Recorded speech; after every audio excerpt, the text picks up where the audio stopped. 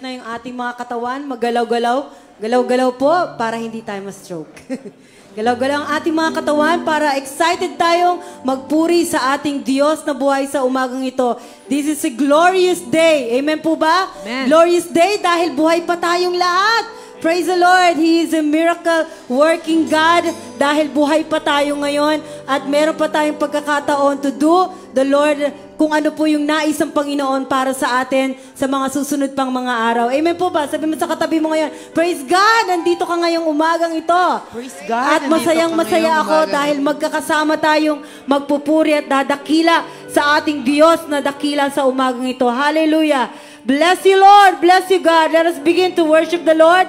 Let us begin to thank the Lord. Let us enter His gates with thanksgiving in our hearts. Pasalamatan natin siya ng buong puso natin, ng buong kaluluwa, ng ating buong pangangatawan. With all parts of our body, let us bless the Lord and thank the Lord for all the things that He has done for us. Thank you, Lord Jesus. Thank you, Lord. Glory unto you, Lord God. Blessing and honor, glory and power to you and to you alone, Lord Jesus. Hallelujah. Glorify your name. Glorify your name. Thank you, Lord Jesus. Salamat po, Panginoon, sa isang napakagandang umagang patuloy mong binigay sa amin. Salamat sa kalakasan. Salamat sa patuloy na pagmamahal. Salamat, Panginoon, sa malawak na pangunawa mo sa kapatawaran ng aming mga kasalanan. Salamat, Panginoon, sa kagalingan ng aming mga karamdaman. Salamat, O Diyos, sa kaligayahan, kasiyahan, kapayapaan na patuloy naming nararanasan sa presensya mo lamang, Panginoon. Salamat sa iyo sa isang umagang kay ganda na ngayon, Panginoon, ay patuloy naming tinatamasa. Dalangin po namin, O Diyos, na patuloy mo kaming katagpuin sa lugar na ito. Katagpuin mo kami, Panginoon, at ibuhos niyo po ang iyong biyaya, buhos niyo po ang iyong kaluwalhatian, ang iyong kapangyarihan sa aming kalagitnaan sa mga oras na ito. For we believe, Lord, katulad ng iyong pangako, naririto ka sa aming kalagitnaan ngayon. Kaya naman, we offer all our everything unto you this morning, this day.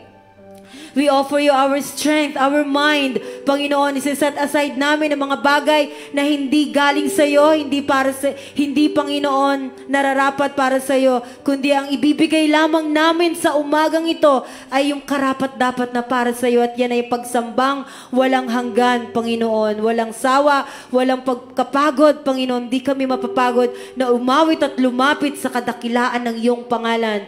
Purihin ka, O Diyos, purihin ka. Blessed are you, Lord God, King of the universe, who sanctified us with your word, who created us according to your image and likeness, who redeemed us from the pit of danger, who cleansed us, who washed us from all unrighteousness and forgave all our sins. Blessed are you, Lord God, King of the universe, who has been so patient with us, who loved us with an everlasting love, and who has commanded us to be the light of this world. Blessed are you, Lord God, King of the universe. Let's hear the sound of the shofar.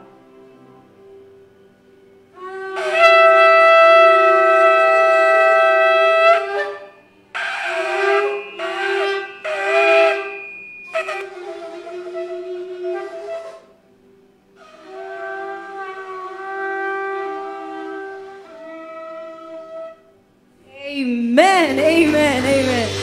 Bless you, Lord. Hallelujah. Jesus, dakila ka. Dakila ka, Panginoon, sa umaga ito. Let's worship the Lord with the song. Everybody clap your hands, all you people. Woo! Glorify your name, God. Salamat, Panginoon, sa lahat ng iyong ginawa. Ko sa'yo'y lumalapit, damnadala ang awit ng pasasalamat sa lahat ng iyong gawa. Ako sa'yo'y sumasamo, ako sa'yo'y sumasamo. Puno-puno ang puso ng pasasalamat sa lahat ng iyong gawa. Di na mapipigilan, di na mapipigilan pa aking ihahayag. We say, Jesus, dakila ka, sa buhay ko'y tataas kita. Karapat-dapat kang tumanggap ng mga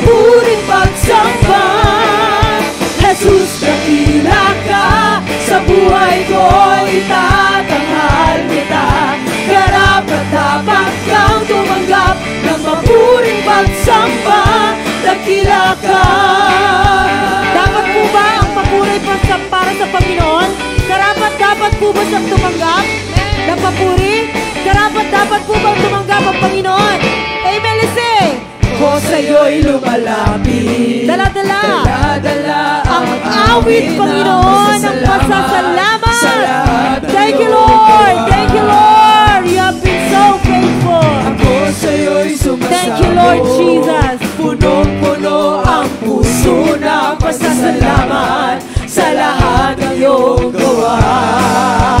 Di na mapipigilan pa aming ihahaya. We say, Jesus, dakila ka sa buhay ko, itataas kita. Dapat kang tumanggap ng paburit pagsamba. Jesus, dakila ka sa buhay ko, itatanghal kita. Dapat kang tumanggap ng paburit pagsamba. Dakila ka. isa pa. Salamat sa iyo, Panginoon. Sa iyo'y lumalapit. Dala-dala ang awit ng pasasalamat sa lahat ng iyong gawa. Ako sa iyo'y sumasamo. Ako sa iyo'y sumasamo. Punong-puno, Panginoon. Punong-puno ang yes. puso ng pasasalamat sa lahat ng iyong gawa. Di na mapipigilan pa aming ihahaya. Sino? Jesus, dakila ka sa buhay ko, itataas kita. Dapat kang tumanggap ng paburit pagsamba. Jesus, dakila ka sa buhay ko, itatanghal kita. Dapat kang tumanggap ng paburit pagsamba. Say it again! Jesus, dakila ka sa buhay ko, itataas kita. Dapat kang tumanggap ng paburit pagsamba. Jesus, dakila ka sa buhay ko, itatanghal kita. Dapat kang tumanggap ng paburit pagsamba. Dakila ka. Let's sing it out! Tanggapin mo, Panginoon, ang lahat ng papuri at pagsamba sa iyo lamang, O Diyos. Tanggapin mo ang papuri, tanggapin mo ang pagsamba, tanggapin mo ang pagluwalhati, tanging sa iyo iaalay. Tanggapin mo ang papuri, tanggapin mo ang pagsamba, tanggapin mo, Panginoon, sa lahat ng iyong ginawa, for all the things you have done. Tanggapin mo ang papuri, tanggapin mo ang pagsamba, tanggapin mo ang pagluwalhati, tanging sa iyo iaalay. Tanggapin mo ang papuri, tanggapin mo ang pagsamba, tanggapin mo ang pagluwalhati, tanging sa iyo. Tanggapin mo ang papuri, tanggapin mo ang pagsamba, tanggapin mo ang pagluwalhati, tanging sa iyo inaalay. Jesus, dakila ka sa buhay ko, itataas kita. Dapat kang tumanggap ng paburit pagsamba. Jesus, dakila ka sa buhay ko, itatanghal kita. Dapat kang tumanggap ng paburit pagsamba. Dakila ka.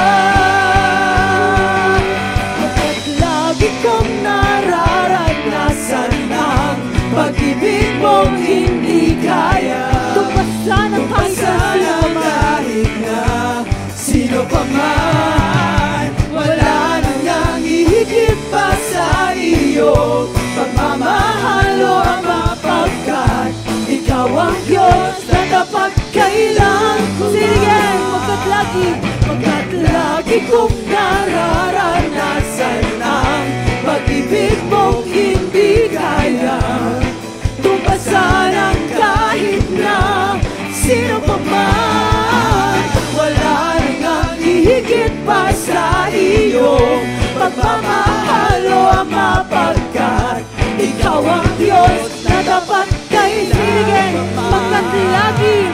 pagkat lagi kong nararanasan ang pag-ibig mong hindi kayang tumpasan ng kahit na sino pa man. Wala nang ang hihigit pa sa iyong pagmamahal o ama, pagkat ikaw ang Diyos na tapat. Minsan pa, with all our voices, pagkat lagi kong nararanasan ang pag-ibig mong hindi kayang tumbasan ng kahit na sino pa man. Wala nang ang hihigit pa sa iyong pagmamahal o ama, pagkat ikaw ang Diyos na tapat kailan pa man.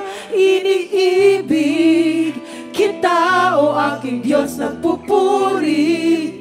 Sa'yo'y naghahandog ng pangakong tanging ikaw lang, O Jesus, O Jesus, aking Diyos. we say it, Lord. Iniibig kita, O aking Diyos, nagpupuri. ang puso ko'y nagpupuri sa'yo. Umaabang ang kaligayahan na tanging sa'yo lamang namin naranasan. O Jesus, Iniibig kita, O Diyos. iniibig kita, O aking Diyos, nagpupuri. Sa'yo'y naghahandog ng pangako, tanging ikaw lang, O Jesus, O Jesus, aking Diyos. Iniibig kita, O aking Diyos, nagpupuri. Sa'yo'y naghahandog ng pangako, tanging ikaw lang, O Jesus, O Jesus, aking Diyos. Pagkat lagi kong nararanasan ang pag-ibig mong hindi kaya tumpasan ang kahit na sino pa man. Wala nang ang hihigit pa sa iyo pagmamahal o ama, pagkat ikaw ang Diyos na dapat kailan iniibig kita, o aking Diyos, nagpupuri. Sa'yo'y naghahandog ng pangako, tanging ikaw lang, O Jesus, O Jesus, aking Diyos. Pagkat lagi kong nararanasan ang pag-ibig mong hindi kaya tumpasan ang kahit na sino pa man. Wala nang ang hihigit pa sa iyo pagmamahal o ama, pagkat ikaw ang Diyos na tapat With all our voices, pagkat lagi kong nararanasan ang pag-ibig mong hindi kaya. thank you for your everlasting love. Kahit na That's right, kahit na sino pa man. Thank you, Lord. Thank you, Lord. Thank you, Jesus. Pagmamahal o Thank you, Lord. Walang sino man na makakatumbas. Minsan pa, pagkat lagi kong nararanasan ang pag-ibig mong hindi kayang tumbasan ang kahit na sino pa man. Wala nang ang hihigit pa sa iyong pagmamahal o ama, pagkat ikaw ang Diyos na tapat kailan pa man. Pagkat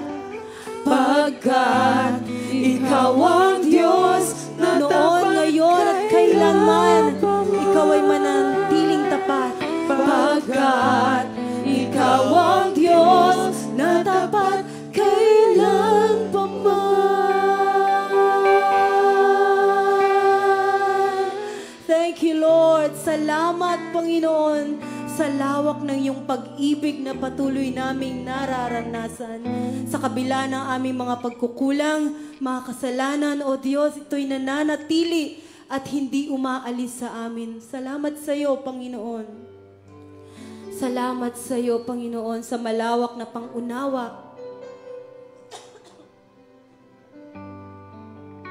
Salamat, Panginoon, sa pagkakataon na ikaw ay aming mapaglingkuran. Salamat, Panginoon, sa mga talento. Salamat, Panginoon, sa kagalingan, sa kalakasan. Lord, lahat ng iyan ay nais naming gamitin para sa karangalan mo lamang, O Diyos. Salamat at hindi nakabase sa edad, kung bata, matanda, Panginoon, ang lahat ay may pagkakataon na maglingkod at mag-alay ng lahat ng pagpupuri sa iyo. Mag-alay ng talento, mag-alay, maglingkod sa iyo, Panginoon, sa lahat ng paraan na nais mong gawin namin. Salamat, Panginoon, sa aming mga kaibigan na nagmamahal, sa mga tao, Panginoon, na tumutulong sa amin. Lord, sa aming mga trabaho, sa aming pamilya, mga anak, kaibigan, O Diyos, sa lahat, O Diyos, sa mga tao na nasa paligid namin, mga tao na nasyeshera namin, nababahaginan namin ng iyong salita, na Panginoon tumatanggap at tinatanggap kanila bilang Panginoon at tagapagligtas ng kanilang mga buhay. Salamat, O Diyos, sa lahat ng pagkakataon sa isang napakagandang umagang ito. Hallelujah! Hindi sapat, Panginoon, ang huminto lamang kami. Kami, O Diyos, ay mananatili at magpapatuloy. At dalangin namin, O Diyos, na patuloy mong patatagin ang aming pananampalataya. Patuloy ka naming makilala sa isang malalim pang pamamaraan, O Diyos. At makita namin ang iyong mga pangako na kahit ang mga ibon sa parang ay hindi nag-aalinlangan, hindi natatakot dahil ikaw ang kanilang sandigan. Gayon din naman, ikaw ang aming sandigan, Panginoon. Yes, you are, Lord. Kaya ko bang ibigay ang lahat kung sa sarili hindi na sapat? Kay raming kulang di kayang punan.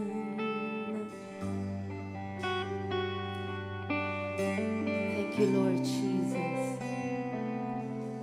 Laging sinusubok ang pusong pagal, ngunit umaapaw ang iyong pagmamahal. Kay raming kulang ang iyong pinunan, ngayon pa ba magdududa? Katapatan mo ay subok na, ramdam ka sa ihip ng hangin, tanaw ka sa bilyong mga tala, liwanag ng buwan at araw ay patunay na ika'y dakila, gaya ng ibon sa kalangitan. Bawat kailangan tutugunan. Sabihin mo lang ang iyong salita, handang makinig at sa'yo'y magtiwala. O aking Ama, sa'yo lang asa, hilumin mo ang pagdududa. Katapatan mo ay sapat na. Minsan pa.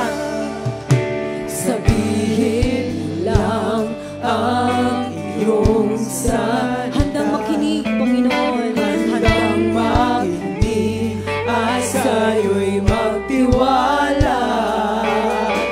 O aking Ama, sa'yo lang aasa. Hilumin mo ang pagdududa.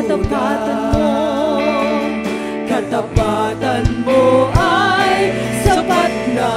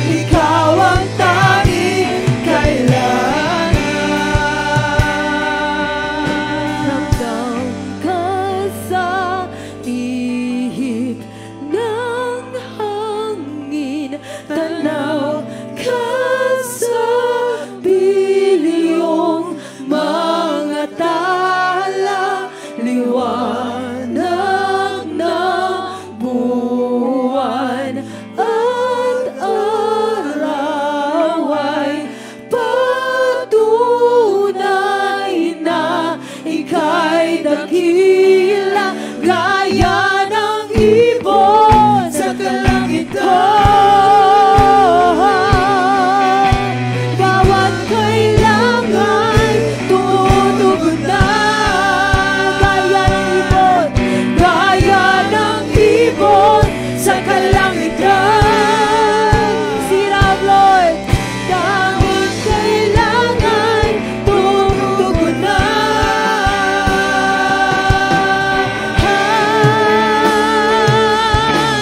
Mananatili sa iyong lilim at sasambahin ka sa dakong lihim. Mananatili sa iyong lilim, nagmasumpungan ka sa dakong lihim. Lord, mananatili sa iyong lilim at sasambahin ka sa dakong lihim. Mananatili sa iyong lihim, nagmasumpungan ka sa dakong lihim. Ang papuri ko tanging sa'yo lamang, sa'yo inialay, O Panginoon, ang puso ko sa'yo magpakailanman. Ang papuri ko ay tanging sa'yo, sa'yo lamang inialay, O Panginoon, ang puso ko sa'yo magpakailanman. Ang papuri ko ay tanging sa'yo, sa'yo lamang inialay, O Panginoon, Diyos na makapangyarihan, sa'yo lamang, O Diyos. We say it again. Ang papuri ko ay tanging sa'yo, sa'yo lamang inialay, O Panginoon, ang puso ko sa'yo magpakailanman. Sa'yo lamang. Ang papuri ko ay tanging sa'yo, sa'yo lamang iniaalay, O Panginoon, ang puso ko sa'yo magpakailanman. Sa lahat, O Diyos, ang papuri ko ay tanging sa'yo, sa'yo lamang iniaalay, O Panginoon, ang puso ko sa'yo magpakailanman. For the last time, sing it again. Ang papuri ko, kaluwalhatian, kadakilaan, karangalan, kapangyarihan, Panginoon, sa'yo lamang iniaalay sa hapon, sa umagang ito. Ang puso ko sa'yo magpakailanman.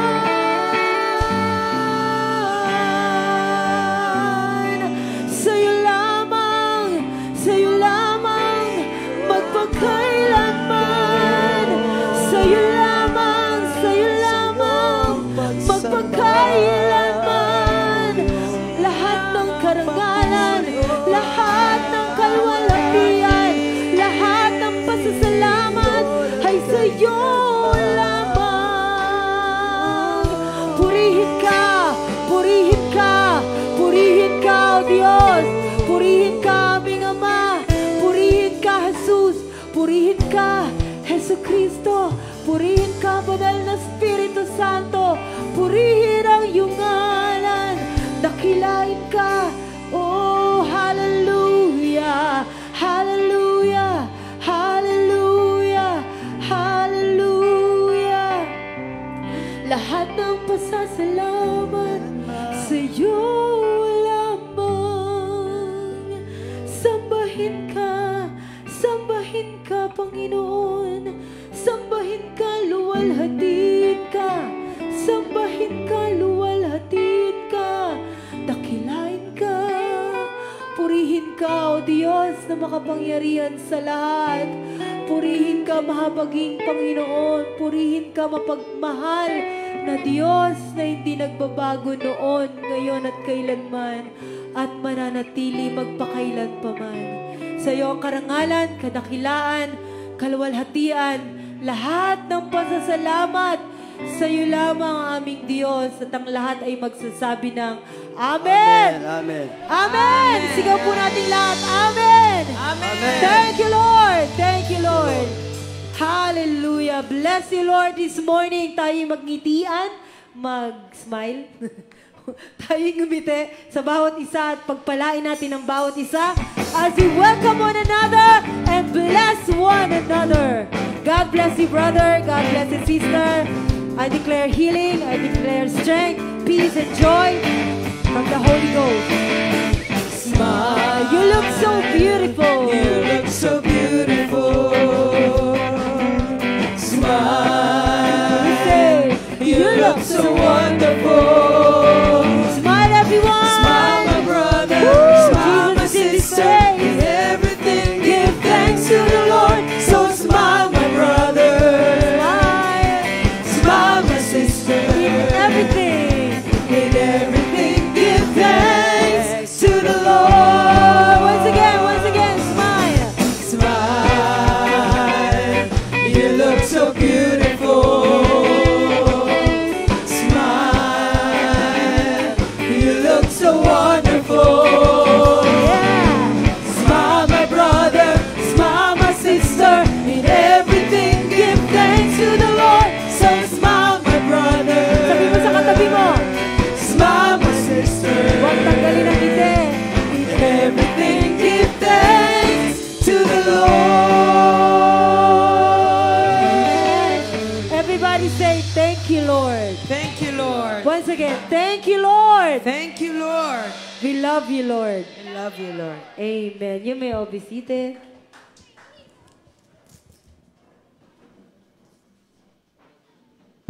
Hello. Yan. Shalom po sa bawat isa. Ang sagot niyo po, shalom. Sige po, sabi ko, shalom sa bawat isa. Ayan. Ganun lang naman po yun. Parang hi, hello, gano'n.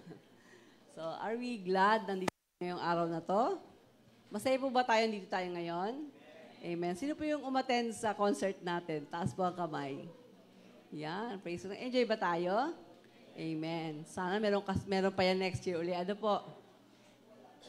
Next year ba? Tama? Next year. Mahirap din siyang gawin. So, it needs a lot of time. So, congratulations po sa ating directress. Si Ate Beth Mendoza at sa mga cast and crew ng ating concert last Sunday. Napakaganda po. We are so blessed po. Ayan. Meron po ba tayong bisita sa umagang ito?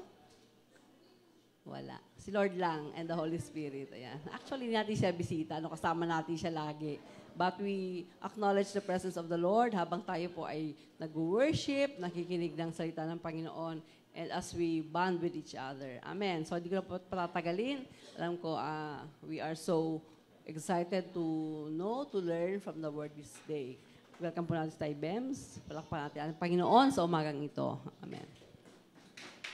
Sige po, maraming salamat. Praise God. Good morning po. Nakasentro po ba ito sa camera? Praise the Lord. Magandang umaga po sa ating lahat. Dahil po ngayon ay may communion, hindi ko na po patatagalin ang ating pong pag-uusapan. So, ang message po na gusto ko i-share po sa inyo is about regenerated by the Word of God. So, babasahin po natin ang 1 Peter chapter 1, verses 23 up to 25. At yung pong mga nanonood po ngayon sa live streaming, maraming salamat. Nakita ko po, medyo maraming nanonood po ngayon. Sige po, 1 Peter chapter 1, verses 23 to 25. Sabi po diyan, having been born again, not of corruptible seed, but of incorruptible through the word, through the living and abiding word of God.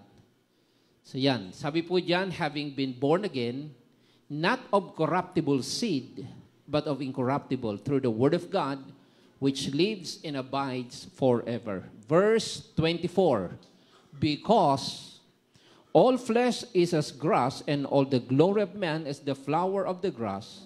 The grass withers, and its flowers fall away. Sige pa po. Verse 25, but the word of the Lord endures forever. Now this is the word which by the gospel was preached to you. Let's pray. Hallelujah. We praise you, Lord. Panginoon, maraming salamat po, Diyos, sa araw na ito for this wonderful time that you gave us, oh God, to praise and to worship you and to listen to your word. Father God, as your servant, I just completely yield myself to you, spirit, soul, and body. For it's not by might nor by power, it is by your spirit alone. You are with my mouth, Lord God, and you will teach me what I will say and what I will do. Lord God, I will be able to speak well with authority, power, wisdom, grace, O Lord, and clarity because of the Holy Spirit that is within me. Lord, bless each and every one of us, O God, and deepen our understanding in your word. Enlarge, O Lord, our spiritual capacity to receive your word and your revelation. Help us, O God, to see the deep truth of your word. We give you thanks and praise. In Jesus' name we pray. Amen. And amen. And amen. Sige, basahin po natin ulit doon sa verse 23. Sabi po dyan, verse 23, having been born again. Siguro ang tanong ng iba, bakit ang title nito ay regenerated? Now, gusto ko po munang i-share po sa inyo, no? Ang term po na born again ay iba-iba po ang gamit po niyan sa Bible. For example, kapag babasahin po ninyo ang Titus chapter 3 verses 5 and 6, ang tawag po sa born again ay regeneration. Kapag ang babasahin nyo naman po ay 2 Corinthians chapter 5 verse 17, ang tawag po dun ay new creation. Ang tawag po dyan sa 1 Peter 1:23 and John chapter 3 ay born again. Or ang another term po dyan ay spiritual birth. So pag may nagpipreach po o nagtuturo at maring yung term na born again, regeneration, recreation, new creation, spiritual birth, isa lang po ang ibig sabihin po niyan. It refers to being spiritually born or ang tawag po ay born again. So sabi po dyan, we are being born again, not of corruptible seed. Tayo daw po ay muling ipinanganak, hindi sa pamamagitan ng binhi na nabubulok or namamatay. Now, bakit ang term po ay born again? Pwede bang i-ano muna sa Amplified Translation? Amplified. Tingnan po ninyo nakalagay. You have been regenerated. Or ang ibig sabihin ng regenerated ay being born again. So, yun na po yun. Regenerated or born again. So, bakit ang term po ay born again? Born ay ipinanganak, ang again ay muli. So, born again, kapanganakang muli. So, sabi diyan, tayo po ay ipinanganak hindi sa pamamagitan ng corruptible seed or mortal, meaning namamatay. So, nakpakibalik mo sa translation po ng yung binasa natin. Tapos, punta tayo sa John chapter 3 verse 6. John chapter 3 verse 6. Ito po nakalagay, that which is born of the flesh is flesh, and that which is born of the spirit is a spirit. So meron ka panganakang physical, ang tawag po doon ay physical birth. So meron naman pong kapanganakan, ang tawag po ay spirit, ang tawag po ay spiritual birth. So may ipinanganak sa laman, physical, may ipinanganak sa spirito, spiritual. So may physical birth, may spiritual birth. Ano po yan? Punta natin sa verse 3. Sabi po diyan, unless a man be born again, so ang term, unless a man be born again. Verse 5. Sabi po diyan, unless one is born of water and of the Spirit. So, dyan po ang term na born. Punta tayo sa verse 7. Sabi po dyan, you must be born again. So, paulit-ulit yung term na born again.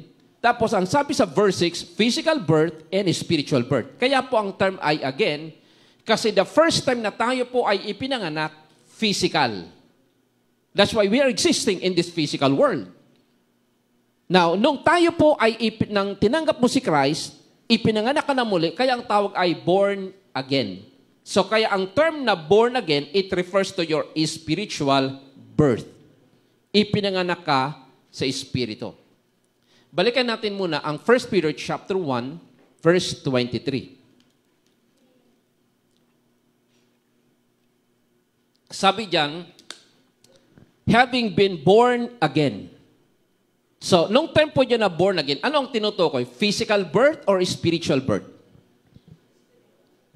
I need your answer. Spiritual birth or physical birth? Spiritual.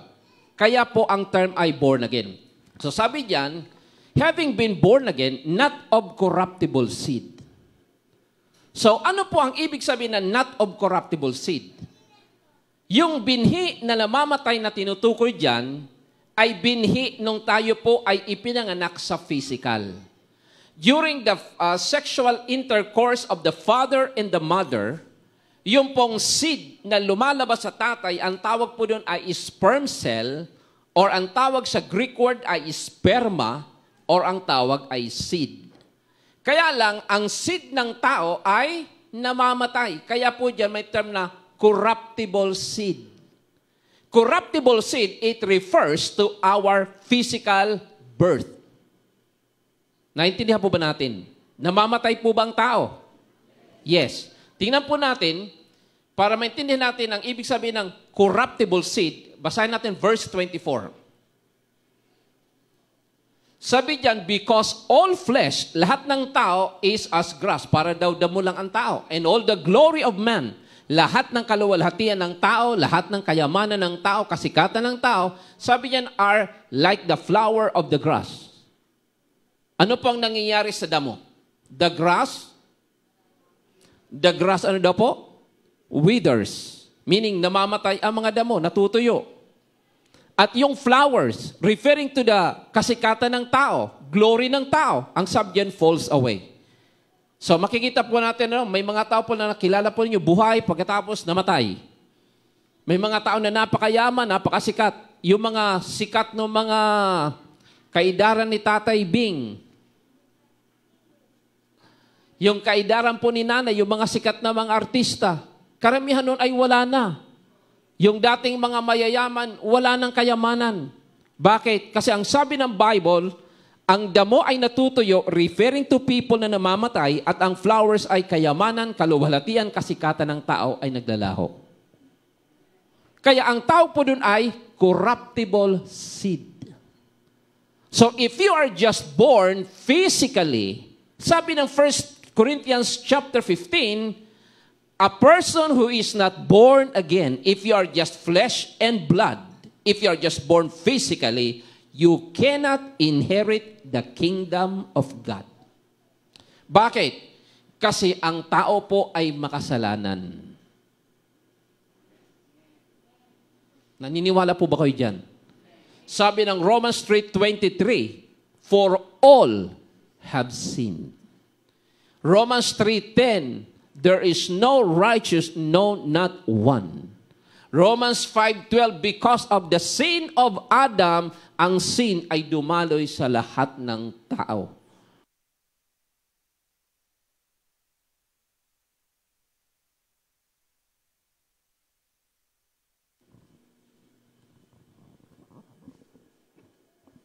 Thank you.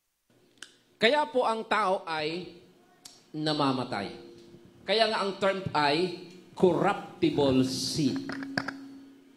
Pero balikan po natin 1 Peter 1:23.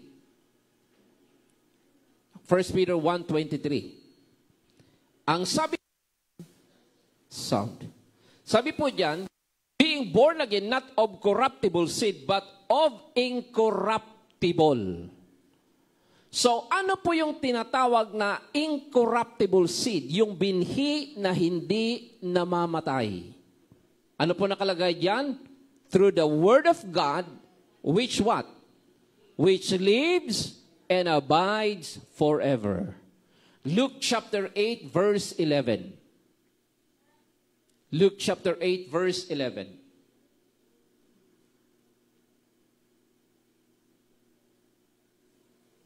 Sabi doon, now the seed is the word of God. Ayan, unahan ko na. Now, ano po nakalagay dyan? The seed is the word of God. So, ang seed na tinutukoy na incorruptible, hindi nasisira, hindi namamatay, ay salita ng Diyos.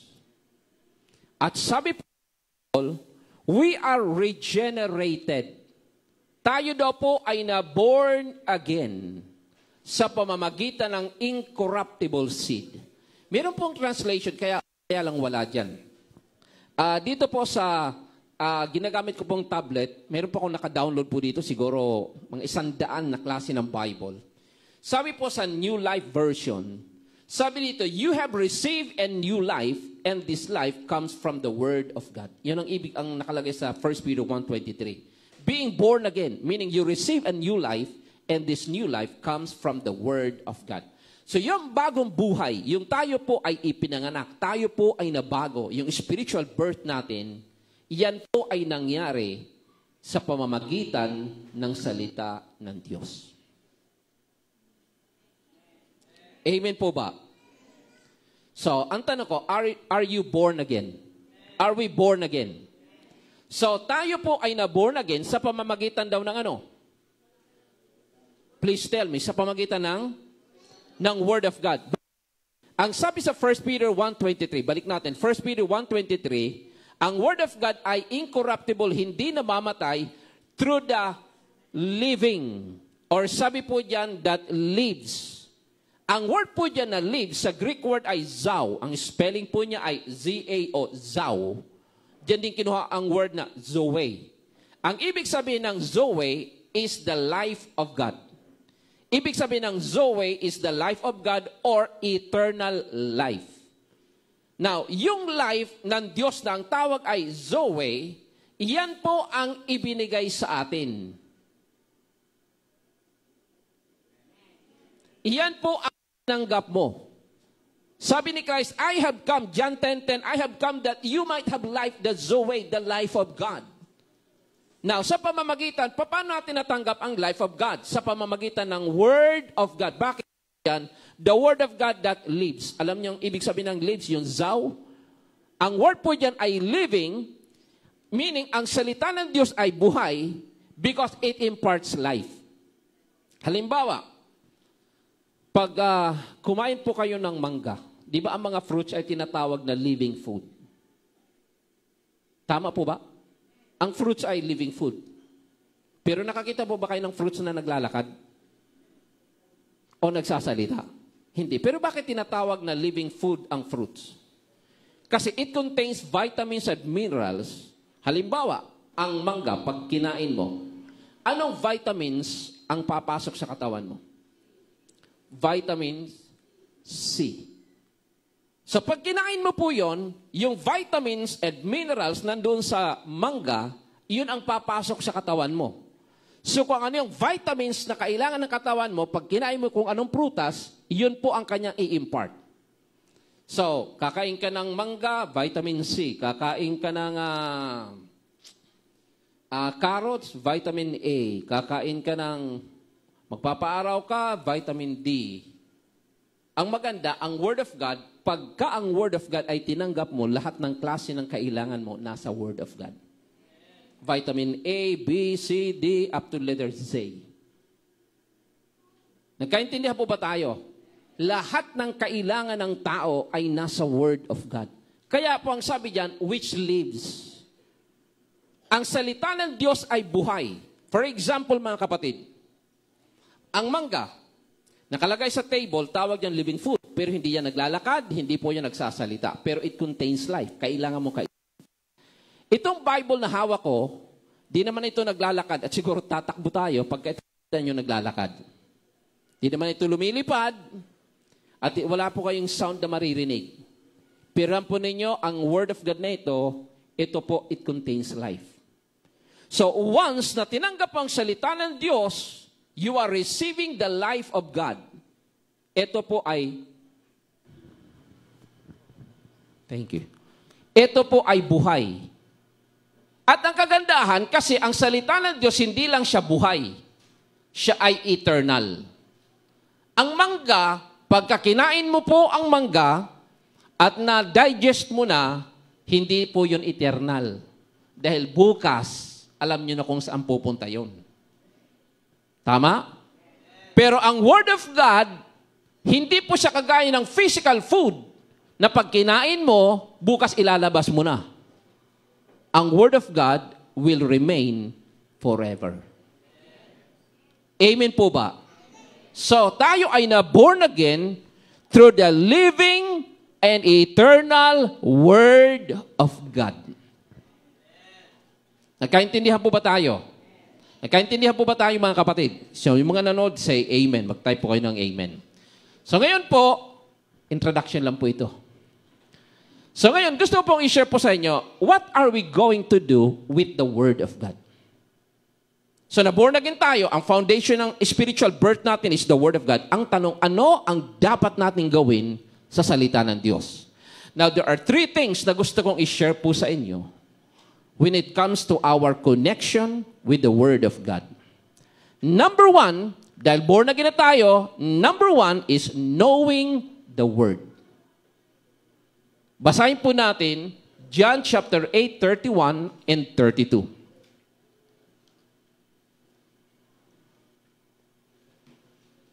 Basa mga kapatid.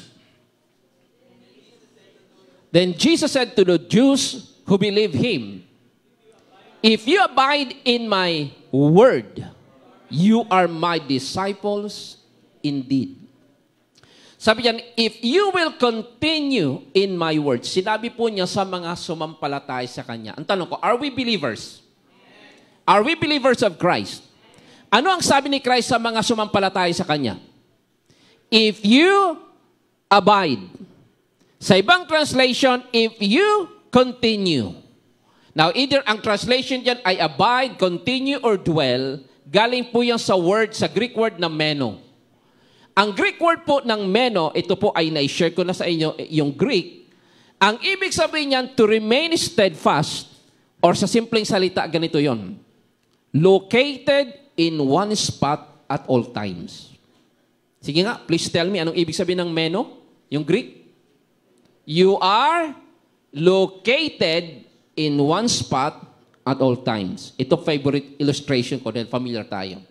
Sino po sa inyo ang nakarating dyan sa monumento? Nakarating po kayo? So, mayroon pong monumento po doon na kaninong monumento yun nandun sa Bonifacio, si Andres Bonifacio.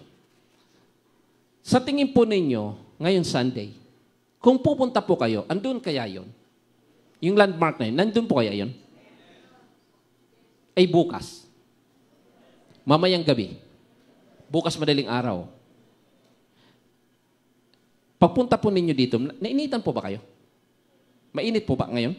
Yung pagpunta ninyo dito? Hindi kaya yung monumento ni Andres Bonifacio, di kaya nagpasilong muna yung nagpahangin-hangin doon sa SM? Hindi. Tag-init, tag-ulan, tag-baha, tag-earthquake. Regardless of the circumstances, you can find that landmark in one spot at all times. Naintindihan po ba natin?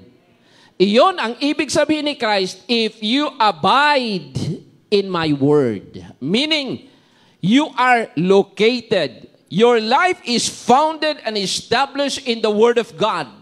In good times, in bad times, and all the times, then truly, you are His disciples.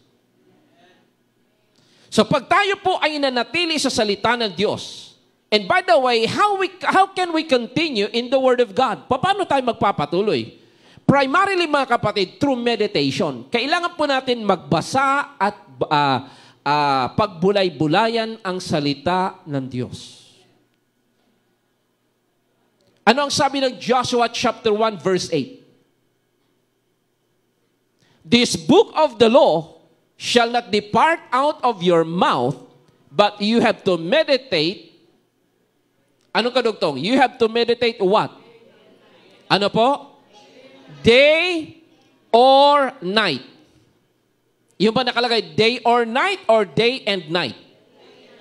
Kasi kung day or night, may choice ka na pwedeng sa gabi lang, pwedeng sa umaga lang. Hindi po or ang ginamit. Ang sabi diyan na and. Ano po ang word na end? Conjunction, connecting word. So yung day at saka yung night ay connected. When you meditate the word of God, you have to meditate day and night. Kasi bombarded tayo, for example, sa panahon natin ngayon, pag gising mo sa umaga, manunod ka ng news. Bad news ang maririnig mo. It contaminates our spirit. It confuses our minds. It creates doubt in our hearts. It causes unbelief. So instead of watching bad news in the day, in the morning, why don't you spend time meditating the Word of God? Amen po ba? Or, you fill your mind with bad news in the night, tapos tayo nagre-reklamo, bakit ganito, bakit ganyan? Sabi ng Bible, meditate the Word of God day and night. Amen po ba? Sabi po ng Psalms chapter 1 verse 1, Blessed is the man. Sabi doon, mapalad ang isang tao. Ang word doon na blessed ay Shri. Shri ang basa. Parang the word ashar. Ang ibig sabihin ay happy. A person that is on fire. Ang ibig sabihin niya ng blessed ay the person who is on fire. Sabi diyan, blessed is the man, or the man who is on fire is a man who does not walk in the counsel of the ungodly, nor stand in the path of the sinners, nor sit in the seat of the scornful. But is what? In contrast, anong sabi sa verse 2? But his delight, his pleasure, his joy is in the law of the Lord. Sabi diyan, and in his law, he meditates day or night. Yung ba nakalagay? And in his law, he meditates day and night. So as born-again believers, the first thing na dapat nating malaman ay knowing the Word of God. Ano po ang nakalagay ulit sa John 8:31? If you continue in my words, then you are my disciples indeed. Verse 32. Pakibasa. And you shall know the truth. And the truth will make you free. So, explain ko po ulit para to refresh in our minds at sa mga nanonood ngayon. Ang word po na truth sa Greek word po ay aletheia. From the word in the Greek it means negative or without. Letheia, it means concealed or hidden. So, aletheia, ang ibig sabihin ay without conceal or without hidden or not secret. So, sa simpleng salita, ang ibig sabihin ng truth ay the manifestation of the hidden reality. Ulitin ko po, ang ibig sabihin ng truth ay the manifestation of the hidden reality. Halimbawa, yung mga tao na, kunyari, may nag-ALBM, anong pinapainom nga doon ate? Hindi tuba. So, anong tawag doon? Isa pa, kasi may Imodium, di ba? Yung Imodium pinapainom sa kanila. Yung Imodium na yan, pag tiningnan mo, or diatabs na lang, mas madaling i-pronounce. Yung diatabs. Ang diatabs, pag tiningnan mo, tablet lang yon. But please, don't underestimate diatabs. Bakit? because it contains healing or medicinal properties. Once na yan ay ininom mo, pagdating yan doon sa tiyan mo, magbe-breakdown po ang yung tablet at yung kung ano man ang whatever it contains, yun ang papasok sa katawan mo at gagaling ka sa LBM mo. So nag-manifest yung hidden reality or ng medicinal content ng diatabs. Mga kapatid, ang Bible, salita ng Diyos. The Word of God contains all the promises of God. By the way, there are 7,000 promises in the Bible. Birin po nyo, 7,000. There are 31,102 verses from Genesis to Revelation. There are 774,743 words from Genesis to Revelation. Ito po ay naglalaman ng buhay. When you read the Bible and you meditate on the Word of God, whatever it contains, it will change your life. It will infuse. Kung ano ang nilalaman po nito, ito yung papasok sa buhay mo.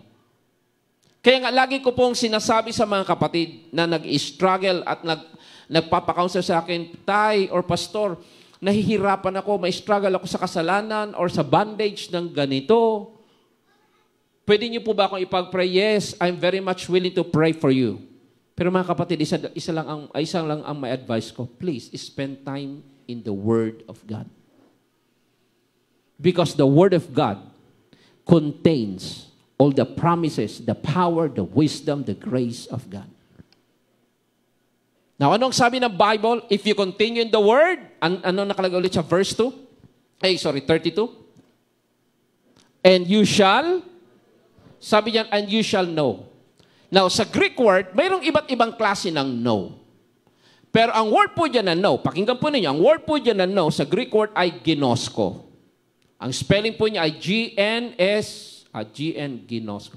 G-N-O-S-K-O, ginosko.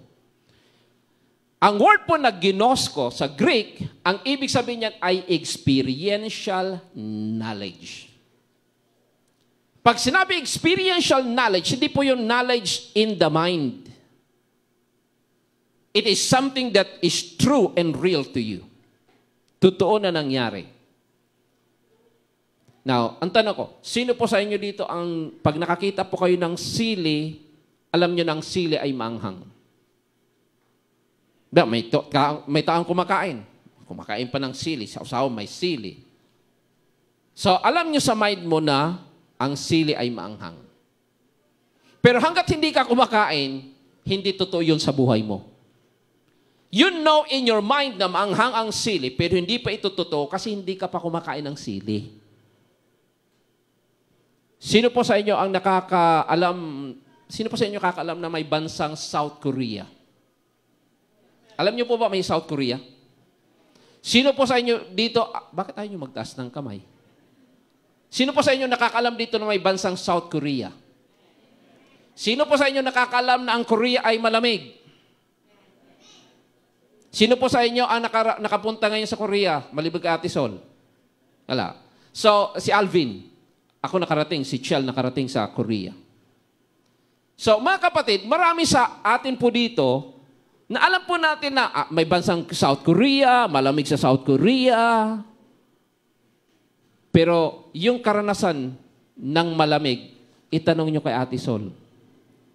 Kung may nakita kayo sa balita na babaeng nagtumbling-tumbling doon sa snow, si Ate Sol po yun. So, ang tawag po dyan ay experiential. Naintindihan po ba natin? So, ang gusto ng Lord sa atin, hindi lang theoretical knowledge na, alam ko yung nasa Bible. Hindi. Ang kailangan natin, experiential knowledge. In fact, mga kapatid, pakinggan po ninyo, ang word po na ginosko, sa Greek, galing po sa Hebrew word sa Old Testament na yada. Ang ibig po sabihin ng yada ay sexual intercourse. To give you an example, pakilagay mo nga sa New King James ba yan? Sa Genesis chapter 4 verse 1. Genesis 4:1. Pakibasa mga kapatid. And Adam knew his wife. Ano nangyari kay Eva? Nabuntis. Pambihira naman yan, no? Nakilala pa lang si Eva buntis na nakakatakot pag ganyan ang ma-encounter yung lalaki. Umiiwas po kayo sa ganyan. Pag tinanong kayo, what's your name? Please don't tell your name. Kasi mabubuntis ka kaagad. Hindi. Ang sabi niya, and Adam knew. Ang word po dyan na knew, sa Hebrew word ay yada. Sa Greek word ay ginosko. Now, ano pong ibig sabihin ng knew? Ang word dyan na knew simply means sexual intercourse. Bakit? During sexual intercourse, the sperm cell of the father enters into the womb of the mother and produces a child. Nakaintindihan po ba tayo? Sabi sa binasa natin, now the seed is the word of God which is incorruptible. When you read the Bible and meditate on the word of God, it will enter your heart. And the word of God will change your life. Sabi yan, and you shall know. Ang word po dyan na know ay experiential knowledge. Mararanasan mo ang salita ng Diyos. Nagkaintindihan po ba tayo? Hindi lang po ito yung you shall know the truth. Ang word dyan na know, hindi lang yung, maraming alam niya na talata sa Bible. May mga Christian talaga na believe po ako na grabe, mga bata pa. Alam na alam nila ang Biblia. Pag tinanong mo sila, parang mga walking Bible.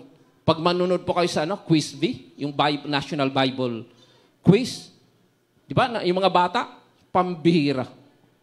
Amazed ako sa kanila, paano nila memorize yung mga talata. Pag sinabi nung nagpapakontest, what is in the book of John chapter 7 verse 2? What is in the book of Ephesians chapter 1 verse 17 to 23? Grabe, tumitingin lang yung mga bata sa taas, sinasabi po nila. Pero mga kapatid, hindi yun ang word po dito na know. Hindi yung theoretical knowledge na alam mo lang sa isip mo. Kundi ito ay totoo sa buhay mo, and it will happen when you spend time meditating the word. So number 1, being born again, kailangan natin ay knowing the word. Pangalawa, James chapter 1 verse 22. Lapit na tayo matapos. Doing the word. So it's not just enough to know the word, kailangan natin doing the word. Sabi sa verse 22, basa. But be doers of the word, and not hearers only, deceiving yourselves. So, mga kapatid, it is not enough to know the word of God. So, number 1 is knowing the word. Number 2 ay doing the word. Ginagawa po natin ang salita ng Diyos. Birin po ninyo, every Sunday, umaten po tayo, and those who are not able to come here physically, they're watching our live streaming, naririnig natin ang salita ng Diyos paulit-ulit. Pero hanggat hindi natin ginagawa ang salita ng Diyos, sabi ng Bible, we are deceiving ourselves. Hindi sinabi, Satan is deceiving you. You are deceiving yourself. Nagkaintindihan po ba tayo? So yung tao daw na hindi ginagawang salita ng Diyos, verse 23, for if anyone is a hearer of the word, kung ang isang tao ay nakikinig lamang and not a doer of the word, he is like a man observing himself, his natural face in a mirror. Diba? Pag pupunta tayo, titingin tayo sa salamin. O ano yung tinitingnan natin sa ating mukha, nakikita natin kung anong itsura po natin. Pero pag hindi mo ginawa ang salita ng Diyos, sabi sa verse 24,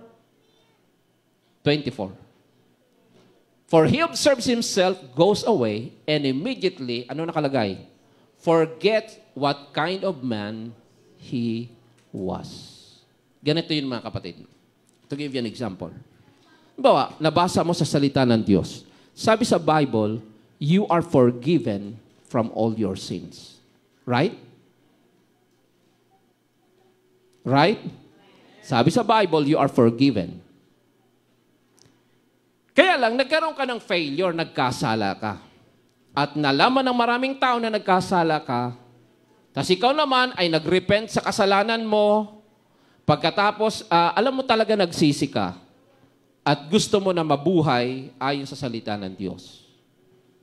So sabi ng Bible, you are forgiven at pinatawad ka ng Diyos, kinalimutan ang iyong kasalanan. Kaya lang, may mga tao na very condemning. Tapos pagka nakasalubong mo or pagka di ba ikaw nagkasala ka 3 years ago, nag-commit ka ng immorality. Ngayon, kung hindi ka rooted sa Word of God, oo nga, 3 years ago nagkasala ako, yung ganito. Hindi natin kinukondone ng kasalanan. Kung may kasalanan, kakasalanan talaga yon. Pero ang kasalanan na nakalipas na, pag niremind ka ng mga tao, kasalanan mo ganito, mga kapatid, at sinabi mo, oo nga, may kasalanan ako, ganito, wala nang pag-asa ang buhay ko. Sabi ng Bible, para kang isang tao na nalamin, bigla mong nakalimutan ang itsura mo. Kapatid, ang Bible po ay salamin. Pag binasa mo ang sinasabi ng salita ng Diyos, ito ang magsasabi. For example, sabi sa Bible, you are a new creation.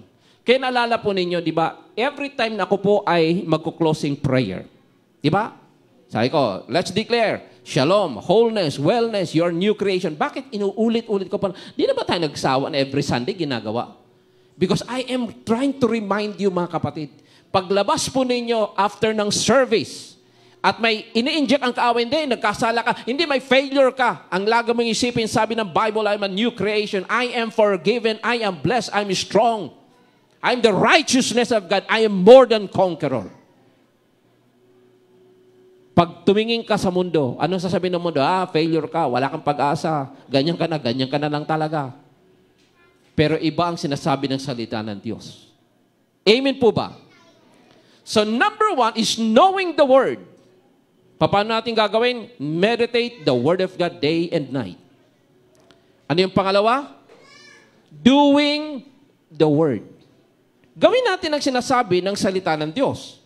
For example, sinabi ng Bible na manalangin. Ay, kasi hindi ko feel na manalangin.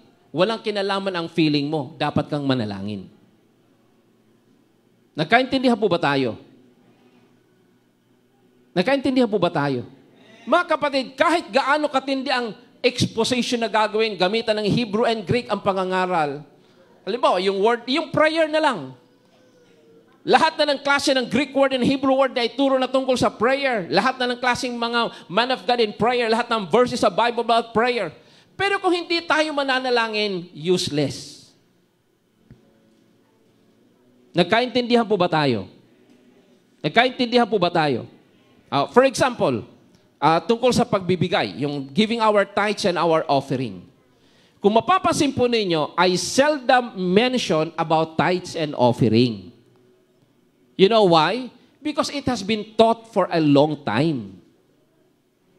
Kinakailangan pa bang encourage na? Every Sunday, minsan, may church po ako napupunta nung lagi akong ini-invite na mag-preach sa ibang mga churches. Grabe, every Sunday na lang. Ang mag-i-exhort, magpipray ng offering, mag-i-exhort ng tithes and offering. Bakit kaya nakailangan pang ulit-ulitin na mag-tithes at mag-offering? Matagal na nating narinig. Alam niyo kung saan ang problema? Hindi sa teaching, andun sa pag-obey. Naintindihan po ba natin? Naintindihan po ba natin? So, kung ano ang nasa salita ng Diyos, gawin natin. Bakit? Pupunta tayo sa third step. Or the third level. Number 1 ay knowing the Word. Born again ka, you're regenerated by the Word of God. Number 1 ay knowing the Word. Ano yung pangalawa?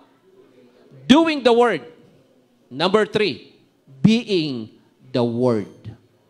Ikaw na mismo ang magiging salita ng Diyos. Totoo ba yun? Basahin natin 2 Corinthians chapter 3, verses 2 and 3. Dito pa ako mag-end.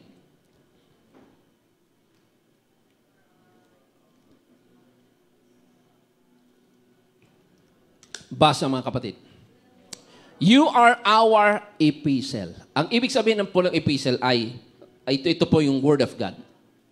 You are our epistle written in our hearts. Anong kadugtong? Known and read by all men. Past tense, Chel, alam mo ang pag-pronounce ito? Di ba past tense ito? Kaya read ang basa ito. 2 Corinthians 3:2. Kasi pagka present tense, read. Pag past tense ay read. Known and read by all men. Verse 3. Clearly, you are an epistle of Christ ministered by us. Tayo daw po ang epistle. Tayo po ang living word of God.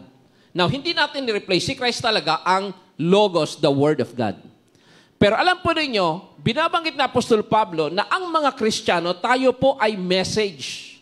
Kaya tayo yung being the word. Bakit? Napakaraming tao sa mundo hindi nagbabasa ng Bible. Pero pag nakita nila ang buhay natin, para nilang nang nabasa ang Biblia. Kung ikaw ay dating loko-loko, tarantado, please forgive me for this term, basagulero, member ka ng ABS-CBN, hindi po yung Channel 2. ABS-CBN, ABS, alak, babae, sugal. CBN, cabaret, bar, nightclub. Pagkatapos nagkaroon ka ng encounter with Christ, na bago ang buhay mo, sasabihin ng kakilala mo, grabe, nung na-born again ang taong ito, na bago ang buhay. So, hindi po nila nabasa ang 2 Corinthians 5:17 sa Biblia. Alam niyo kung saan nila nabasa ang 2 Corinthians 5:17? Please tell me. Kanino po nila nabasa ang 2 Corinthians 5:17? If anyone is in Christ, he is a new creation. Kanino nila? Saan nila nabasa? I need your answer. Kanino po nila nabasa? Sa atin. Now, ganito po mga kapatid ang istorya. Alam po ninyo, nung panahon po ng mga apostol, grabe po ang persecution na inabot po nila. Wala silang mga hawak na Bible na katulad sa atin. Pero talagang ini-internalize nila ang Word of God. Ang tanong, bakit 200 years after the death and the resurrection of Christ, in less than 200 years, they were able to evangelize the entire Roman Empire. Birin po ninyo, entire Roman Empire, gaano kalaki yun? Part of Asia, Europe, and Africa, if I'm not mistaken, sakop ng kanilang empire. Alam po niyo kung paano sila na-convince? Grabe ang persecution. Ganito po ang sabi ni Tertullius, one of the church early fathers. Sabi po ni Tertullius, ang comment ng mga unbelievers sa mga Christians, see how they love one another. Gulat na gulat ang mga unbelievers sa mga born again nung panahon na yon. Kasi hindi sila magkakamag-anak. Wala silang biological connection. Pero pag tiningnan nila how the Christian churches, Christian community love and live like a family. Though they rejected Christ as the Messiah, they rejected the message of the apostles and the early disciples. But they could not deny the testimony of the church. And for that reason, they opened their hearts and received Christ as their Lord and Savior. Ayaw nilang tanggapin yung preaching tungkol kay Christ. Yung mga unbelievers, ayaw nila yon. Kaya nga pinipersecute ang Christian. Kaya lang, ang hindi nila ma-deny, hindi ito magkakamag-anak. Pero kung sino nangangailangan, di ba, basahin yung Acts chapter 4 and chapter 5, chapters 4 and 5. Ang mga Christians nagbibenta ng mga properties at ibinibigay sa mga kapatid na nangangailangan. My goodness, mga kapatid, paano mong gagawin yon? Hindi ka ba magtataka? Di naman ito magkakamag-anak. Pero once na mayroon nangailangan, andun sila nagtutulungan. Kaya sila po yung tinatawag na being the Word. Sila mismo ang mensahe. Nagkaintindihan po ba tayo mga kapatid? Nagkaintindihan po ba tayo? At ito po ang ating maging desire. Ako, kayo, at tayong lahat. It's just not just knowing the Word, not just obeying the Word, but becoming a Word. Pero tandaan natin mga kapatid, mahirap, pakinggan po ninyo, mahirap maging being the Word. Mahirap yung ang buhay mo maging salita ng Diyos if you are not obeying the Word. At mahirap naman ang obeying the word if you do not know the word. So it starts from knowing the word. Ano yung pangalawa? Obeying the word. Number 3, being the word. Ang tanong, is it possible? The answer is yes. You know why? 1 Peter 1:23, binasa natin, we are regenerated by the incorruptible seed, which is the living and abiding word of God. Nagkaintindihan po ba tayo, mga kapatid? So saan po tayo nakadepende? Sa salita ng Diyos. Nagkaintindihan po ba tayo? Nagkaintindihan po ba tayo? So ano nga po yung tatlong steps? Ano po yung number 1? Knowing the word. So please make a commitment to read the Bible and meditate on the word. Pangalawa, doing the word. John 14:15. Sabi ni Christ, if you love me, you obey my commandments. Number 3, being the word. Kasi nakikita na si Christ sa iyong buhay. Dito sa 2 Corinthians chapter 3. Mag-end tayo dito. 2 Corinthians chapter 3.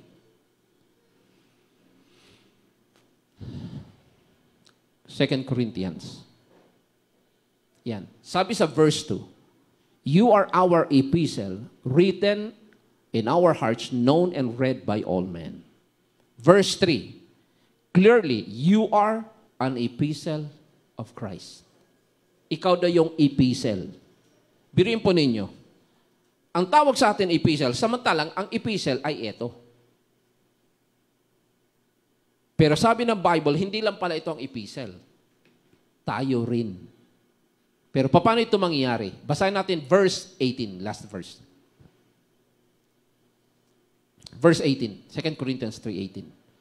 Sabi po dyan, but we all, with an unveiled face, beholding as in a mirror the glory of the Lord, are being transformed into the same image from glory to glory. So we are being transformed into whose image? Please tell me, into whose image? In the image of Christ. So sabi dyan, beholding. Lagi kang nakatingin. Saan? Basahin natin sa Amplified Translation para mas maging clear. Basa, mga kapatid.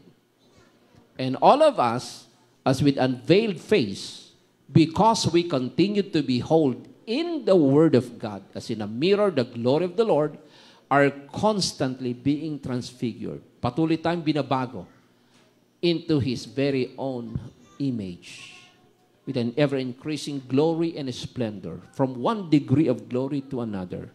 Sabi yan, for this comes from the Lord who is the Spirit. So we are being changed. Patuloy tayong binabago into the image of Christ. Sa pamagitan ng ano? As we continue to behold, meditate the Word of God. Anong kwento po dyan? Ganito po yun. Si Moses umakyat sa bundok at kausap niya ang Diyos. Pagbaba ni Moses, di makatingin ang tao sa kanya because his face was shining. Ang word po doon, sa Hebrew word na shining, hindi po siya yung kabod na glory. Ang word po doon ay keren. Ang ibig sabihin ay beam of light, para siyang sungay ng liwanag. Kaya ang mga tao natatakot tumingin kay Moses kasi ang mukha ni Moses, hindi yung basta may kulay puti na parang halo, hindi ganon. Ang mukha niya ay parang may beam, parang sungay ng light, beam of light. Keren ang tawag sa Hebrew. Kaya takot ang tao sa kanya. So every time nakakausapin ni Moses ang mga tao, tinatakpan ni Moses ang kanyang mukha. Kasi hindi kayang tingnan ng mga tao. Pero pagka si Moses ay umakyat ng bundok, tinatanggal niya ang takip ng kanyang mukha because he was beholding the face of God. Yung glory ng Lord was reflecting on Moses' face. Kaya pagbaba niya, pagtingin ng tao sa kanya, he was also shining. In the same way, let's spend time always in the Word. Meditate the Word. Habang tinitingnan mo ang salita ng Diyos, para kang nakatingin sa mukha ng Diyos. And the power and the glory of the Word of God will change you, will transform us into the image of Christ. When you get out of your room, after you pray and meditate the Word, pag tinignan ng mga tao, they will notice that there's something in you, a different sa buhay mo. Bakit? Because of the Word of God. Nakaintindihan po ba tayo? Are we blessed today? So dito sa message ng regenerated by the Word, na born again tayo, nagkaroon tayong spiritual birth through the Word of God. Anong dapat natin gawin sa Word of God? Knowing the Word, doing the Word, and being the Word. Let's pray. Hallelujah. We praise you, Lord. Panginoon, maraming salamat sa iyong mga salita na aming narinig. Help us, O God, to desire more of you. Help us, O God, to know you more and to be intimate with you. Father, in the name of Jesus, I pray for your grace. I pray, O Lord God, that your grace will continue to equip us. We pray, Father God, that your glory will manifest in us and through us. Lord, help us to desire to know you more through the Word of God. Your Word declares, and we shall know the truth, and the truth will set us free. We will know the Word of God not just in our minds, but we will know the Word of God experientially. Because every time we spend time in the Word of God, every time we read and meditate the Word of God, you are releasing the seed, the divine sperm into our spirit, changing us, transforming us into Christ-likeness. Lord, we ask that your Spirit will help us to become obedient to the Word of God. Help us to obey the Word of God. And Lord, we pray that as you change us and transform us, we become the Word. We become the message. As your Word declares, we are the epistles of God. Lord, I pray that let our lives, oh God, become the message to the world. We thank you and we bless you, Lord. In Jesus' name we pray. Amen. And amen. And amen. Palakpakan po natin ang ating Panginoon.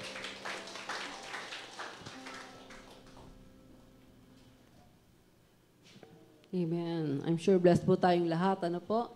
Ako po lagi kong tinatandaan na lahat ng ginagawa ko, lahat ng life style ng bawat isa sa atin dito sa earth, ay preparation ng ating lifestyle in the future. So, magugulat tayo. Hindi tayo sanay sa lifestyle na nag-worship sa Panginoon. Pagdating doon, we are worshiping the Lord. Magugulat tayo. Amen. So, ngayon pa lang po, gawin na natin kung ano yung pinapagawa sa atin ng Panginoon. Let us know the Word, do the Word, and be the Word. Sabi po ng John 4:17, we are like Jesus in this world, di ba? As Christ is, so are we in this world. So, kung may mga trials po tayo, isipin natin, tayo ay katulad ni Jesus. Nagdanas ng trials, but then one day, we'll be victorious. Kasi po yun ang plano ng Panginoon para sa bawat isa sa atin. Amen. So, ngayon po ihanda natin ating mga kaloob at ayos po tawagin si Ate Leslie to pray for our... Ate Leslie? Sino ba?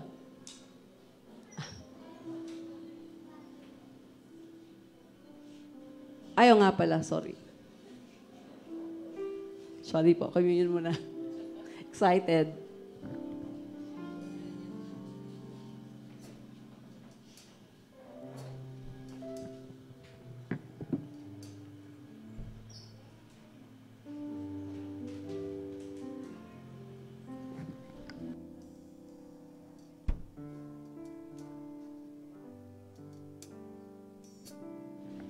Nice po natin tawagin ang mga ushers dito sa harapan para sa ating elements.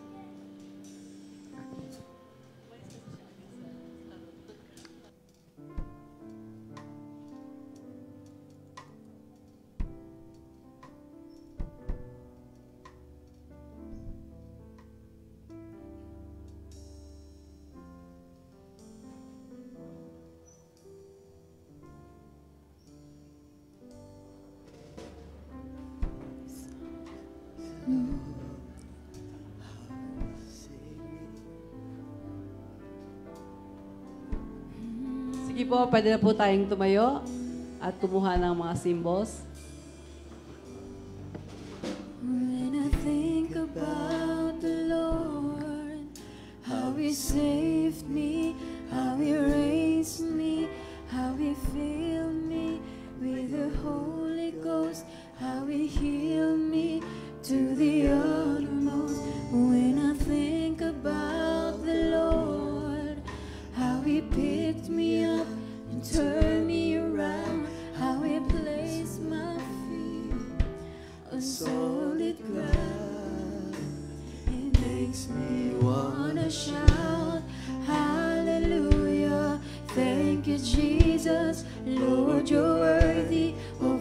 the glory and all the honor and all the praise. It makes me wanna shout, hallelujah. Thank you, Jesus. Lord, you're worthy of all the glory and all the honor and all the praise. When I think about the Lord, how He saved me, how He raised me, how He filled me with the Holy Ghost, how He healed me to the uttermost. When I think about the Lord, how He picked me up and Sige po, hiniling ko na tayo pong lahat ay tumayo. placed my feet. Itaas po natin ang ating ang tinapay at ang saro. Sabay na po nating itaas. Ito ang sinasabi ng salita ng Diyos in 1 Corinthians chapter 11 verses 23 to 26. Sapagkat ang tinanggap ko sa Panginoon, siya naman aking ibinabahagi sa inyo. Nung gabing siya ipinagkanulo, siya dumampot ng tinapay. Pagkatapos niya magpasalamat, ito'y kanyang pinagpira-piras at sinabi, ito ang aking katawan, inihandog para sa inyo, gawin ninyo bilang pag-aalala sa akin. Gayon din naman, matapos maghapunan, ay dinampot niya ang saro at sinabi, ito ang saro ng bagong tipan na pinagtitibay ng aking dugo. Sa tuwing kayo ay iinom sa sarong ito, ay inyong ipinapahayag ang kamatayan ng Panginoon hanggang sa muling pagbabalik niya. Let's pray. Panginoon, maraming salamat sa araw na ito. Dahil kami po ay mayroong pagkakataon na makibahagi, Panginoon, sa iyong banal na hapunan. Lord, dinadalangin ko na as we eat, O Lord, this bread, the symbol of your body, that was crucified on the cross of Calvary. Your word declares, you took our infirmities and carried away our diseases. And with your stripes we were healed and made whole. Lord, we pray that there will be healing, O Lord, for all of us. I pray, O Lord, those who are watching this live streaming and those who are here, O Lord, will be healed by the supernatural power of the Holy Spirit. And Lord, as we drink the symbol of the blood of Christ, we remember, O Lord God, our covenant and all the benefits of the finished work of Christ. We are forgiven from all our sins, and now we are in covenant with you, redeemed from the curse of the law. We are yours, yours alone, and yours forever. In Jesus' name, Amen. Kainin po natin ang tinapay at inumin po natin ang saro.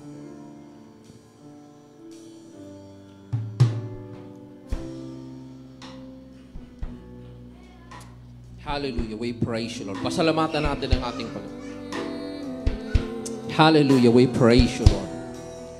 We praise you, Lord. We praise you, Lord. Hallelujah. Yes. To Jesus. Yes, oh Lord. Come on, let's worship Him. Oh, let's worship Him. Yes, oh Lord. Let's shout, hallelujah. Thank you, Jesus. Yes, oh Lord. Thank you, Jesus. Thank you, Lord. Thank you, Lord. Oh, thank you, Lord. Yes, thank you, Lord. Come on, let's give Him praise, give Him thanks. Oh, thank you, Lord. Thank you, Lord. Thank you, Lord. Thank you, Jesus. Thank you, Jesus. Thank you, Lord. For the last time. Oh, we worship you. We worship you. We bless you, Lord. Yes, thank you, Lord. Thank you, Lord. We praise you, Lord. Panginoon, maraming salamat, O Diyos, na kami, Panginoon, ay tumanggap, O Diyos, ng iyong pagpapala. As your word declares, we are blessed with all spiritual blessings in the heavenly places in Christ. As your word declares, your divine power has given us everything that we need for life and godliness. Lord, grant the desire of our hearts, O God. We pray, Father God, lahat ng iyong pangako, Panginoon, na pinanampalatayanan ng iyong mga anak ay mangyayari, O Diyos. Kaligtasan ng aming buhay at ng aming pamilya. Pagpapala, Panginoon, sa bawat isa sa amin. Kagalingan at kalusugan. protection mo rin, Panginoon, sa amin. Lord, maraming salamat. We declare that Jesus is the Passover Lamb of our family. Lord, today we declare Jesus is the Passover Lamb of our family. No untimely death. Lord God, no untimely death, Lord God, will happen. No accident or disaster will happen to any members of our family, both biological and spiritual family, because Jesus is our Passover Lamb. We thank you, Lord. We thank you, Jesus. We thank you, Father. We thank you, Holy Spirit. Amen. And amen. And amen. Palakpakan po natin ang ating Panginoon.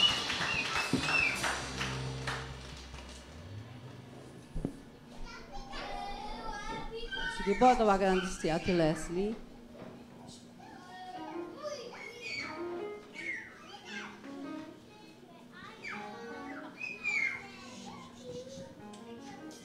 Sige po, ihanda na po natin ang ating kaloob sa ating Panginoon. Tayo po ay manalangin. Ano po ba? Panginoon, patuloy ka naming minamahal.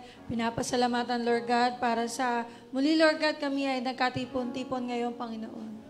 Lord, salamat po sa lagi niyo pong ginagawa para sa amin, Lord God, ang kabutihan niyo, Lord God, ang pagmamahal niyo po, Lord God, na nararanasan namin sa araw-araw. Naway, Lord God, i-bless niyo pa po kami, Panginoon, kasi we want you to bless pa, Lord God. We want to bless your church, Panginoon. We want people, Lord God, to know your name, Panginoon, to bring salvation, Panginoon, sa kanila. Naway, Lord, bless the works of our hands, Lord, our business, Lord God, our work, Panginoon. Naway, i-promote niyo po ang mga anak ninyo, Lord God, para mag-increase po ang kanilang territory, Panginoon, ang kanilang finances, Panginoon. Naway, Lord, i-bless them, Panginoon, na para matugunan din yung kanilang mga needs, Lord God, yung mga bills na kailangan nilang bayaran, Lord God. Salamat po, minamahal ka namin sa pangalan ni Jesus. Amen.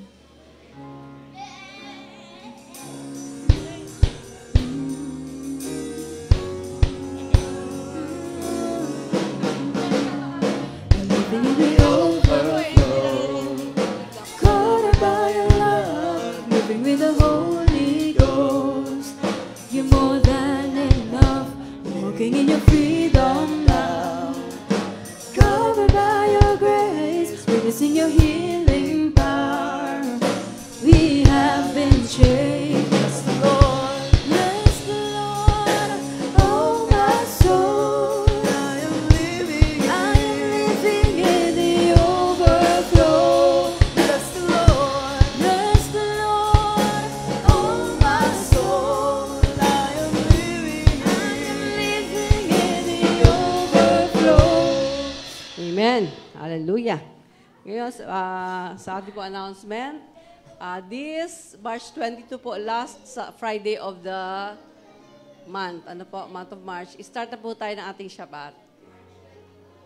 Yeah, March 22. Friday, di ba? Ating pong Friday yun, di ba? Shabbat po natin. Balik po tayo sa ating ginagawang Shabbat na every month lang ba yun? O every Friday? Every month. Once a month lang po yun. So, please be here po, March 22, Friday. Alas 5. Alas 6. Mas maganda, mas maaga, di ba? So, be here po before 6 p.m. Ayan. Excited ba tayo? Amen. Makikita po ninyo yung ginagawa natin pag-Shabbat. Every Friday dito. And then you can do it at home. Pwede rin po ninyong gawin yon on a weekly basis. Kasi ang mga Hudyo po, hindi po tayo naging Hudyo na we are doing what we're doing. Ano po? Kundi yung ating Jewishness ay in compliance sa Word of God po. Amen. Kayo magsabi sa inyo, no, Hudyo na kayo. Hindi po. Hindi po tayo naging Hudyo. We can never be the religious, the chosen Jews. We can never be the chosen Jews. Ano po? Kasi ibang ating level ng ating pagiging Hudyo. Amen. Ang ating pong Shabbat reading, ang matatagpuan natin sa Exodus 35, 1 Kings 12, 1 Kings 18, John 11, and 2 Corinthians 3. Patuloy po tayo magbasa ng salita ng Panginoon. Let us do the Word. Let us do the Word. And let us be the Word. Amen. At bago po tayo mag-closing prayer, nais ko pong tawagin muna ang mga ipag-pray natin today. Meron po tayong sino po mga nag-graduate ng March? Mag-graduate ng March. Yes, March. Bukod kay RJ. Meron pa po bang iba? Amen. So, si RJ lang po ba ang gumraduate? Hallelujah. Thank you, Lord. So, sige po, tatawagin ko po si RJ dito sa harapan. At yung po nag-birthday ng February at mag-birthday ng March. So, marami kayong ipag-pray. Sige po. Kasi hindi na pag-pray ng, ng birthday celebrants ng February. Tama? So, yung po nag-birthday ng February at mag-birthday this March, please come to the front and we will pray for you. Kasama ang ating graduate. Okay, kanta na natin sila ng happy birthday. Happy birthday to you. Happy birthday. Birthday. Italian March. Hindi magtama yung boses ko eh. Dito po sa harapan. To you. Ayun. Happy birthday to you. Happy birthday. Happy birthday. Happy birthday to you. Happy birthday to you. Happy birthday to you. Happy birthday, happy birthday. Happy birthday to you.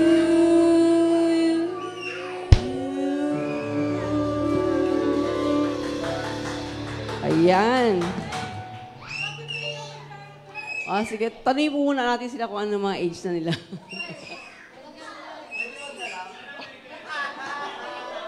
Walang sikreto sa heaven. So, dapat kayong pala alam na namin. yung date lang, birth date. O yan. So, sige, February 17. No. Ano talaga, lampas na. March po, yung birthday, 17 po. March 17. February 6 po.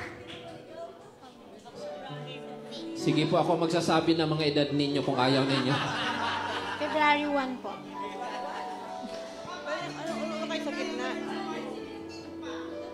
Pwede pong urong-urong kayo dito sa banda rito kasi maluwag naman ang harapan. Ako? Si Kuya Edward. Kuya Edward, ano ka? 14. March 14. Oh, malapit na. Diyan ka naman dito. Ngayon po, birthday ng kapatid ko. Kaya lang yeah. nasa heaven na.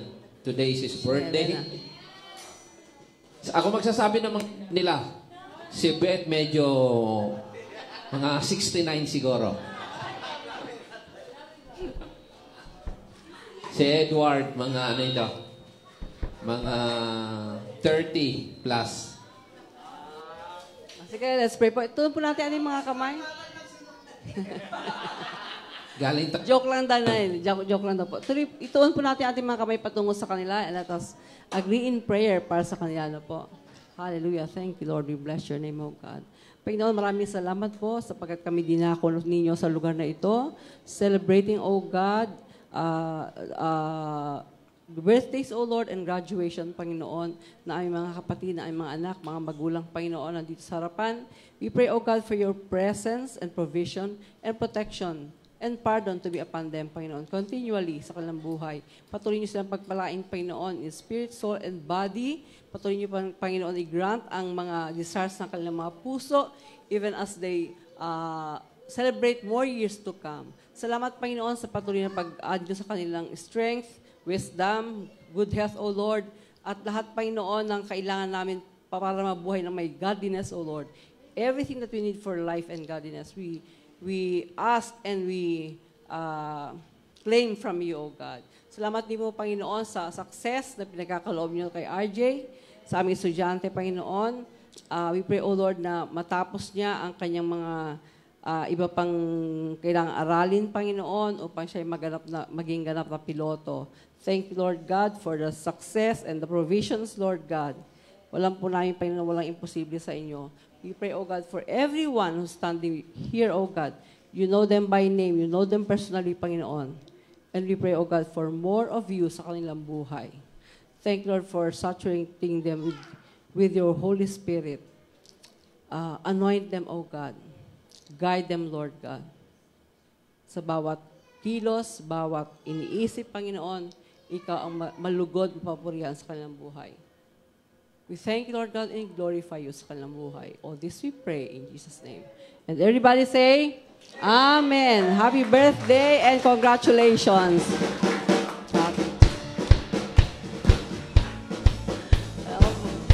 Walang boses. Okay, Tay. Happy birthday po. Happy birthday. God bless you all. Sige po. Are we blessed today? Amen. So maraming salamat. Marami pong nanonood po ngayon sa ating live streaming. Maraming salamat sa mga nanonood po, sa mga nag-comment. At yung iba naman po, si RJ po ay hindi pa po, kasi baka yung nabasa nila, si RJ po ay hindi pa po siya professional pilot. So nag-graduate pa lang siya and magpo-proceed pa po siya sa kanyang training. Pero salamat sa Lord, nag-graduate na po siya. At alam po ninyo, ito po ay testimony lang po na talagang the Lord is good. Nung mag-start po sila, nung March 1, talagang nandun kami sa venue. I was thanking the Lord kasi inisip ko, naalala ko dati, hinatid ko lang siya nung elementary. Inisip ko, ang tagal pa nito bago makagraduate. Ganon din si Patrick, iniisip ko. Di namin alam kung saan namin kukunin dahil nung sinabi ni Patrick ng, Dad, gusto ko, ang course ko ay architecture. Sabi ni Chel sa kanya, Nak, wala tayong pera. Ganito. So alam niyo naman, full-time kami sa ministry. Wala po kaming business, wala po kaming trabaho. Dati nagnegosyo din po ako. Binigyan ako ng nanay ko ng kapital. Nagnegosyo ako ng sugpo. Nasugpo ang paglaki na wala yung kapital. So lahat po ng business po na pinasukan ko, puro monkey. Kaya talagang pinakita lang ng Lord na wala kaming trabaho, wala po kaming... Pero nung sinasabi ni Patrick na gusto niya ng architecture, siyempre hindi namin alam dahil alam namin napakamahal. Pero iniisip ko, sabi ko kay Chel, kung ano ang gusto nilang course, basta by faith. Kasi baka isipin pagdating ng panahon, halimbawa, kasi gusto ni Chel, ibang course. Sasabi ni Patrick, hindi ako nakapag-aral dahil pastor ang mga magulang ko, hindi ako nasuportahan. So ayaw ko yung pagdating ng panahon, i-blame nila ang ministry o ang Lord dahil hindi sila nakapag-aral. So by faith, talagang inano namin na makapag-aral. And praise God, nakagraduate si Patrick. And please pray for him kasi magbo-board po siya this coming June. Nung si RJ naman, anong gusto mo maging course? Sabi niya, pilot. My goodness, talagang kailangan. Nung una, ang pananampalataya ko, pang lupa lang. Ito, panlangit na pananampalataya. So, pero praise God, nakatapos siya. Alam po ninyo, lalong-lalo na, nung malapit na po siya mag-graduate, so kailangan niya ang training para maging pilot. Alam po ninyo, tinanong ko po kasi may kakilala po ako na pilot instructor, anak nung isang, nung nagpapastor pa ako sa Masbate, meron tayong mga youth doon, nag-asawa sila. Pagkatapos, nag-asawa po sila, meron sila anak. Ang anak po nila ay pilot. Ngayon po ay nasa kay Lucio Tan, pilot instructor. So tinanong ko siya, sabi ko sa kanya, Nak, sabi ko, Haki, magkano po ang kailangan namin dahil mag-aaral si Patrick? Sabi niya, Pastor, kasi kailangan niya 400 hours. So sabi ko, magkano? Sabi niya, Pastor, 4 million. So, kung mga 4,000, sisiw lang yon. Pero pag 4 million, manok na yon, di na yon sisiw. So, talagang hindi ko alam kung saan namin kukunin. Tapos sabi ko lang, basta mag-graduate lang siya. Alam po niyo, nakakatuwa, si RJ po ay nag-training po siya, nag-OJT siya sa Villamor Air Base, Air Force. Nakakatuwa kasi one day, di namin alam kung saan namin kukunin ang 4 million. Tapos sabi niya sa akin, Dad, hinikayat po sila na pumasok po siya sa Air Force. Doon po siya magti-training. Wala pong bayad. Talagang glory to God. The Lord is good and His mercy endures forever. Salamat and please continue to pray. Kailangan ni RJ na ipag-pray natin siya, lalo na yung mata niya kasi kailangan malinaw ang mata niya. Kasi baka lahat ng makita niya sa kalaban. Ayaw pa naman niya, kahit nga daga, ayaw niya na nagagalit siya pag binabato ko ang daga. Kasi kung kaya ko daw patayin ang daga, kaya ko rin silang patayin. So inisip ko, paano ito mag-pilot sa Air Force? Kung may kalaban, sabi ng mga kasama niya, tirahin mo na. Inaawa nga sa daga, sa tao pa. So, pero talagang the Lord is good. Salamat sa Panginoon. Ang buhay po namin ay isang patotoo na talagang the Lord is good. Siya po ay nagpo-provide sa lahat ng pangangailangan. Amen po ba? So tayo pong lahat ay tumayo at tayo po ay manalangin. Hallelujah, we praise you, Lord. Panginoon, maraming salamat o Diyos sa lahat ng iyong biyaya at pagpapala, Panginoon, sa amin. Salamat sa natanggap po naming mga favor mo, Panginoon, sa aming buhay. Salamat, Panginoon, sa mga anak po namin ay iyong pinagpala. Lord, wala po kaming may pagmalaki sa kanilang pagtatapos sa pag-aaral. Only by your grace, O God, and only by your favor and provision. Panginoon, maraming salamat, O Diyos, dahil napakabuti mo. Panginoon, dalangin po namin na maging lahat ng mga nag-aaral din, Panginoon, at mga magulang na nagpapaaral ng mga anak na hindi rin alam kung saan kukunin, Panginoon, ang pambayad sa tuition at pangangailangan ng kalamang anak. Lord, strengthen their faith, O God, and remind them of your faith, of your promises, because your word will never fail. You are our faithful God. You are true to your word. You are true to your promises, O Lord. Panginoon, dalangin ko, Diyos, tulungan mo kami, Panginoon, na laging bigyan namin ng oras na pagbulay-bulayan ang iyong mga salita. Gawin namin ang iyong mga salita at ang buhay namin ay maging mensahe mo sa mundong ito.